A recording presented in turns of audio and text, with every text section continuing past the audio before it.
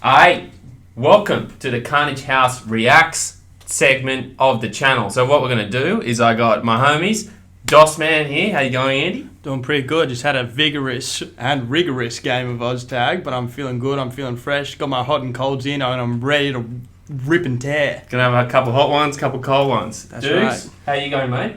I'm feeling good. I like reacting to my own videos because I think I make the best content on the internet. So I think if we're going to do these videos, we got to do this. Well, that's exactly right. We're going to find out just how good you are, and we're going to find out how good you are. And you too. Don't leave yourself But out. not on this video. We're reacting to Alex telling a joke. So strap in, because it's going to get real funny real fast. Why don't you ask me if I want to tell a joke?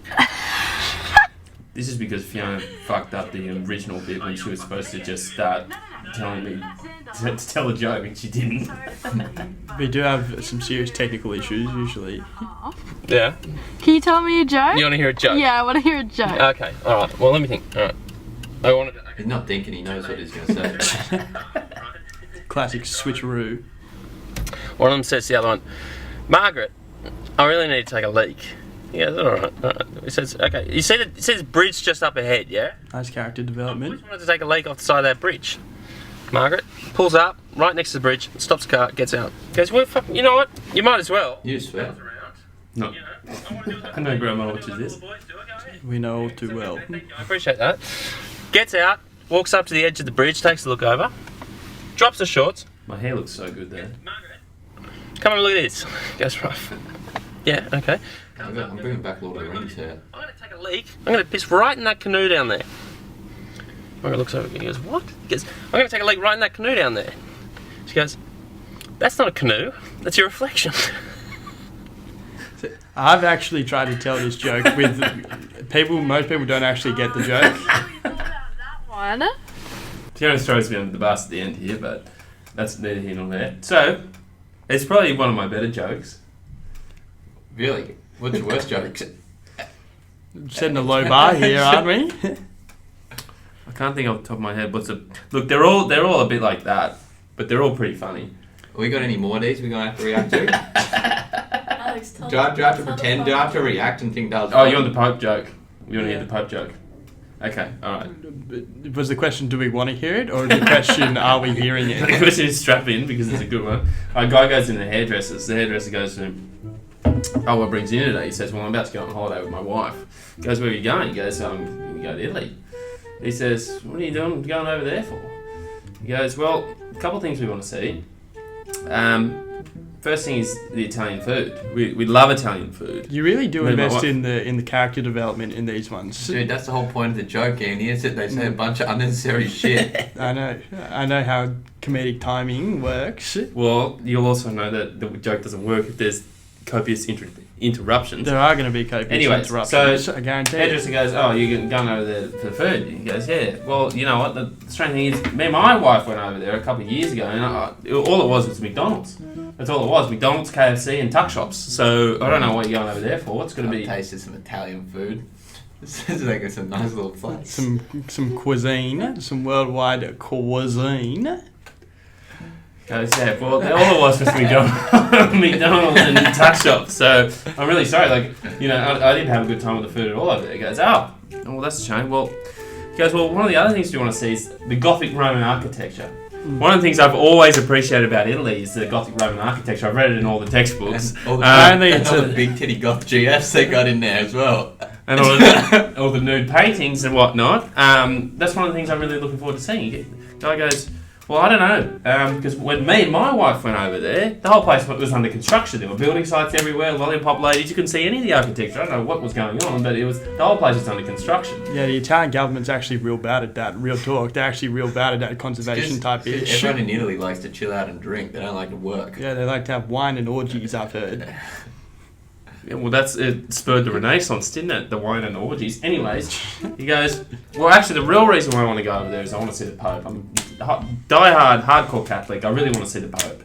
He goes, well, mate, like, I'm sorry to disappoint you, but if you go over there, you're going to be standing with 2 million of the faithful in Vatican Square. You'll be lucky to see the tip of his hat at all, if anything at all. Goes, right, anyway, off he goes. Guy comes back in 6 months. Hairdresser goes, hey, aren't you the guy that went to Italy?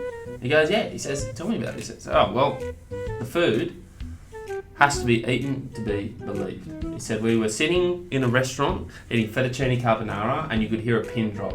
There were 50 people in the restaurant, no one was saying a thing, but you looked around and you could see tears slowly rolling down people's eyes. That's how intense the aromas and the tastes and the flavours were for this fettuccine carbonara. The Italian cuisine, I cannot recommend it enough, but you have to go to Italy, it's phenomenal. What you said, didn't have an ass. That's okay. He says, and not only that, the Gothic Roman architecture took my breath away. I was standing there in one of these cathedrals and I was looking up at the spires and at the various artworks and mosaics around the building, and it made the hair on the back of my neck stand up. I had goosebumps from the moment I stepped into the church to the moment I left. I've heard it is genuinely life-changing. I have heard that. That's exactly what he said to the hairdresser. Yeah, them big old booby goth GFs. He said, and that's exactly what he said to the hairdresser. He said, it was phenomenal. I cannot recommend it enough. The books, the paintings, everything you've seen on the internet cannot do it justice. You have to go. You have to see it in real life. He goes, and that's not it. Bit of ambience. Fiona's blowing smoke into the camera. That's not everything. That's not everything. That's not it. And you'll never believe what happened. He said, what? He said, so I was standing there with 2 million of the faithful in Vatican Square. And then the Pope comes out. I was looking at him dead in the eye. He said he came out and silence fell upon the whole crowd. 2 million of us, 2 million of the faithful standing at Vatican Square. He says he had his scepter and he grabbed it and he pointed it straight down at me. He said, you kidding? He said, no, I'm not kidding. Did Steinberg do that to you last night? He said, I'm not kidding. He was pointing right at me. And he came down the steps and it almost looked like he was levitating. He was floating on air. He says he was standing before me. The hairdresser goes, you're kidding. He says, no, I'm not. I'm being serious. It was me and the pontiff. 5 meters from each other. Just us, the scepter, separating us. You could. How long is the scepter? It was a good 6 or 7 foot, I reckon. 100%. You could see that the sea of people parted down to a man.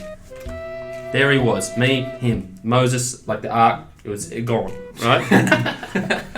People everywhere, mixing up your biblical stories, mate. Yeah, it was just me and him. Silence fell upon the crowd once again, and then he said one thing to me. The hairdresser goes, "What did he say?"